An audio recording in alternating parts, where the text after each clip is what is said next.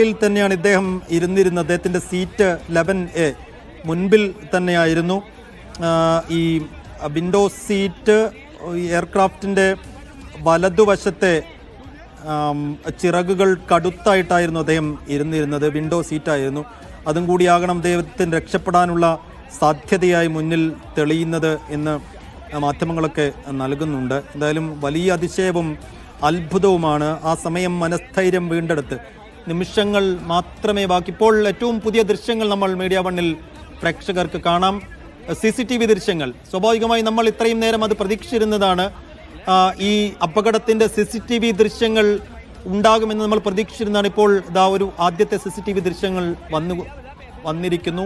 വിമാനം ടേക്ക് ഓഫിലേക്ക് പോകുന്നതിൻ്റെ ദൃശ്യങ്ങൾ കാണാം. പിന്നീട് നിലം പതിക്കുന്നതും കത്തിയമരുന്നതിൻ്റെയും ഏറ്റവും പുതിയ ദൃശ്യങ്ങളിലേക്ക്.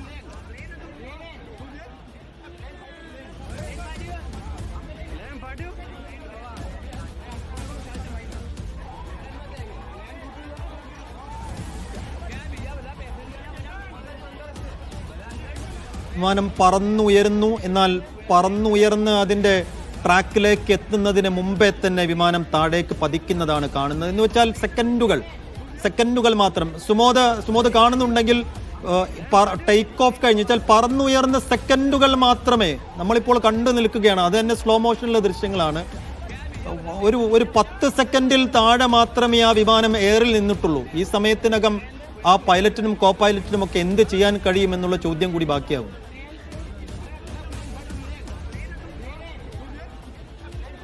ഇപ്പോൾ ഏറെ നിർണായകമായിട്ടുള്ള ഒരു വെളിപ്പെടുത്തൽ ഇപ്പോൾ പുറത്തു വന്നിരിക്കുകയാണ്. ഈ അത്ഭുതകരമായി രക്ഷപ്പെട്ടിരിക്കുന്ന വിശ്വാസ് തന്നെയാണ് ഇക്കാര്യങ്ങൾ പറഞ്ഞിരിക്കുന്നത്.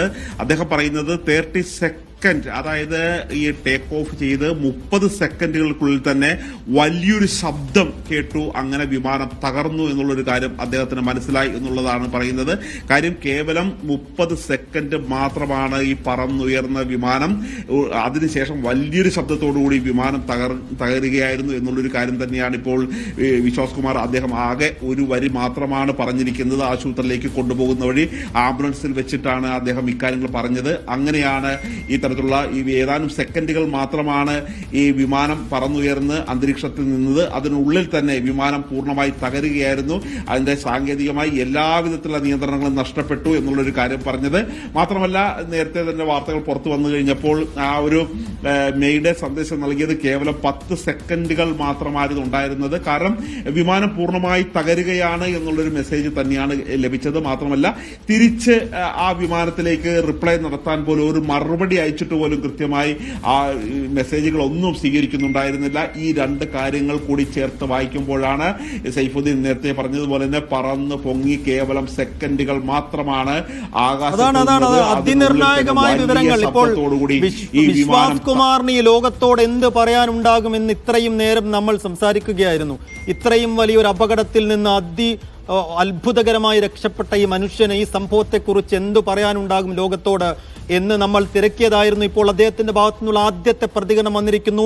വെറും 30 സെക്കൻഡ് പറന്നുയർന്നത് 30 സെക്കൻഡിനകം ഒരു വലിയ ശബ്ദം കേൾക്കുന്നു, വിമാനം പതിക്കുന്നു. ഏറ്റവും അത്ഭുതം സുമോദ്, ഈ 30 സെക്കൻഡിനുള്ളിൽ ഒരു മനുഷ്യൻ എങ്ങനെ മനസ്ഥൈര്യം വീണ്ടെടുത്ത് ഇങ്ങനെ എമർജൻസി എക്സിറ്റ് വഴി പുറത്ത് കടക്കാൻ കഴിയുമെന്നുള്ളൊരു ചോദ്യം ഉണ്ടല്ലോ. ഇത് അങ്ങേയറ്റം മിറക്കിളായൊരു രക്ഷപ്പെടലും അങ്ങേയറ്റം അതിശയകരമായ ഒരു അതിജീവനവുമാണ്. ഒരു തർക്കവുമില്ല. സുമോദ്, സൈഫുദ്ദീൻ പറഞ്ഞതുപോലെ തന്നെ ആ വാക്കുകൾ കടമെടുക്കുകയാണെങ്കിൽ ഈ ദുരന്തത്തിന്റെ കാരണം എന്ത് എന്നുള്ള കാര്യം ലോകത്തോട് വിളിച്ചു പറയാൻ ഒരാളെ മാത്രം അവശേഷിപ്പിച്ചിരിക്കുകയാണ്. അതാണ് ആ വ്യക്തിയുടെ പേരാണ് രമേശ് കുമാർ വിശ്വാസ്. അദ്ദേഹം കേവലം സെക്കൻഡുകൾ കൊണ്ട് തന്നെയാണ് ഈ അപകടം ഉണ്ടായി എന്നുള്ളൊരു കാര്യം പറഞ്ഞത്. ഈ കുമാർ വിശ്വാസിന് എന്താണ് ഈ അപകടത്തെക്കുറിച്ച് പറയാനുള്ളത് എന്നുള്ളൊരു കാര്യം കാതോർത്തിരിക്കുകയായിരുന്നു ലോകം. കാര്യം നേരത്തെ തന്നെ ഈ ബ്ലാക്ക് ബോക്സ് കണ്ടെത്തിയതിനു ശേഷം മാത്രമായിരിക്കും എന്താണ് എന്താണ് സംഭവിച്ചത് എന്നുള്ളൊരു കാര്യം പുറം ലോകം അറിയാൻ സാധിക്കുകയുള്ളൂ എന്ന് നേരത്തെ വ്യോമയാന മന്ത്രിയായ പ്രഫുൽ പട്ടേൽ അടക്കമുള്ളവർ പറഞ്ഞെങ്കിൽ ഇതിപ്പോൾ ജീവിച്ചിരിക്കുന്ന ഒരു ബ്ലാക്ക് ബോക്സ് തന്നെ. അദ്ദേഹം കൃത്യമായി വിവരങ്ങൾ പങ്കുവച്ചിരിക്കുകയാണ്. എന്താണ് ആ വിമാനത്തിലുണ്ടായത്? അതായത് പറന്ന് പൊങ്ങി ഏതാനും നിമിഷങ്ങൾക്കുള്ളിൽ തന്നെ 30 സെക്കൻഡുകൾക്കുള്ളിൽ തന്നെ വലിയൊരു ശബ്ദം വിമാനത്തിൽ കേട്ടെന്നും അതിനുശേഷം വിമാനം തകർന്നു എന്നുള്ളൊരു കാര്യം മനസ്സിലായി. കാര്യം വിമാനം താഴേക്ക് വീഴുമ്പോൾ തന്നെ നാം കാണുന്നതാണ് അഗ്നിഗോളമായി തന്നെയാണ് ഉയരുന്നത്.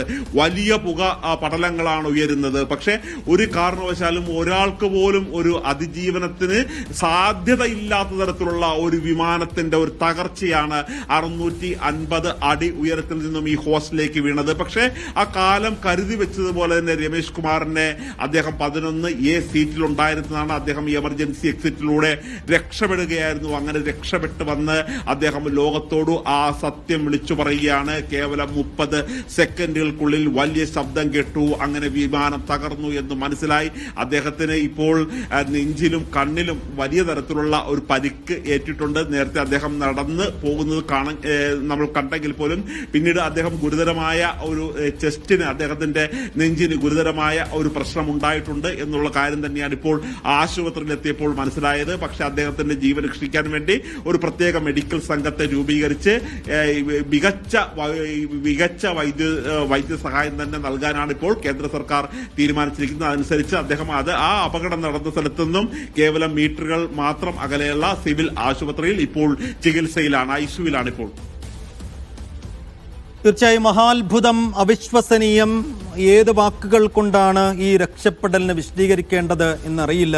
അദ്ദേഹത്തിന്റെ ആദ്യ പ്രതികരണം വരുന്നത് തന്നെ ഒരു 30 സെക്കൻഡ് മാത്രമേ വിമാനം എയറിൽ നിന്നുള്ളൂ എന്ന് വെച്ചാൽ 1/2 മിനിറ്റ്